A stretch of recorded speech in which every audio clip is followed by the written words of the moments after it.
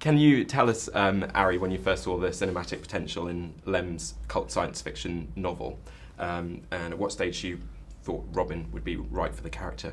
Well, I always knew that the book has a great cinematic potential, but I never knew what I can do with it. Honestly, even after I optioned the book, I had no clue what I'm gonna do. I just wanted the book, you know. I had this urge to option the book. It took me a while to realize that I'm not part of the Polish regime at the communist era of the 60s, what this book is written about, and it's a long process that made me bring it more close to my life, to filmmaking, to the issue of. I mean, Lem talks a lot about free choice and about identity, about this celebrity pill, the idea, and it took me time to realize what it means for me and to write it for an actress, and an actress who has to sell her soul basically to the Satan, if you ask me, to the devil. And then it was just, I mean, once I saw Robin, once I thought about it, it was one thing when I thought about her. Once I saw her, I knew immediately that she's the one. I mean, sometimes it's about, it's about just this thing that happens to you. And I believe you agreed quite quickly when you were approached. What was your initial reaction? I thought it was one of the most original concepts I'd ever heard of. I loved Waltz with Bashir, and I loved him the minute I met him, and I just felt like there was a kismet, like he said. It was meant to be. And the template of the way people perceive my career, or how I'm seen in this career of mine, most everybody remembers me from Forrest Gump and Princess Bride, and they always will. So that was such a beautiful synchronicity for his piece. To go, well, I kind of already have that set for you. Why not just use the specimen herself then? And how about the live action and animation? When did you first come up with the idea of mixing those two? And can you tell us about the distinct styles? Well, I after Waltz with Bashir, I knew already that I wanted to mix. And I knew already that this is going to be the next project. So I knew I'm going to mix. I didn't know how. It took me time to realize how I'm going to mix. And I thought that the biggest challenge for me as a director in this movie is the fact that you follow someone, basically you follow Robin, obviously, and still you feel for her, you want to hug her, you really go with her in that live action journey about how she's losing her identity and she has no real choice. And then still, after she sniffs that ampoule and she becomes an animated character, this is the biggest challenge, this point that you will follow her.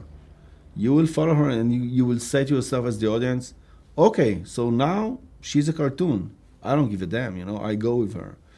And I wanted to challenge this one point in filmmaking, and I hope I did it good, but it's quite a challenge, I want to tell you. Yeah, very ambitious. Well, I think you pulled it off brilliantly, both of you. What do you think it has to say about Hollywood today? Obviously, it's set in the future, but from your experience of Hollywood, Robin. I mean, it's an exaggerated version of a reality that is actually existing today, which is we have the technology. I actually did it in a movie with Robert Zemeckis. I am downloaded, I am on a chip, I'm on a hard drive.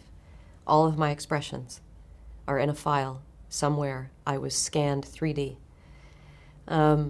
They could make a performance out of that they scanned. So he's just exemplifying and exacerbating that part of reality, which is, wow, this could be. But it's a journey. It's a psychological sci-fi drama that is set in a course of reality that we should maybe think about.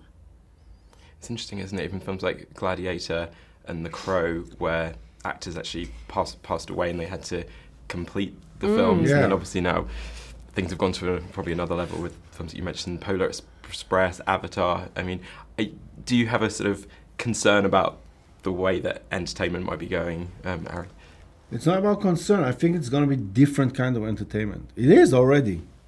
I think CGI is kind of taking over CGI film taking and- over, and yeah. like, you know, But it's also great what you can do with that technology, how much more you can show in your film. I read an interview with Roman Polanski. He turned 80, and they asked him about CGI, and I was surprised to read that he said that he really wished that he had CGI from the beginning of his career, because he thinks today that all his movies would have been better if he was able to use technology that he has now. He would have changed them, all of them. Can you believe that?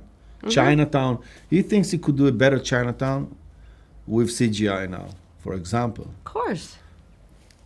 I mean, Or you don't have the money to from shoot in coming the- from him, this Of is course, like I a know. great one of the biggest masters still alive.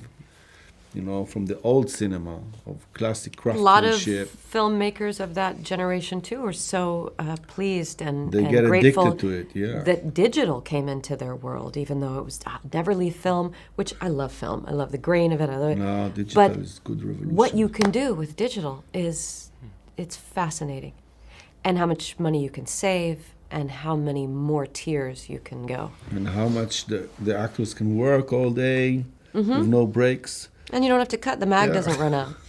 Yeah. That's Just these animated or CGI people don't have unions, I guess, do they? Yeah, they might. They have a whole award show now. In the future, maybe, yes. No, Can't lose. They have an award show, yeah. I think so. Robin, your character has to kind of sign away her life, really, in some ways, and says that she won't act again. How would that feel to you if you were kind of had to sign that away and you were never allowed to perform again?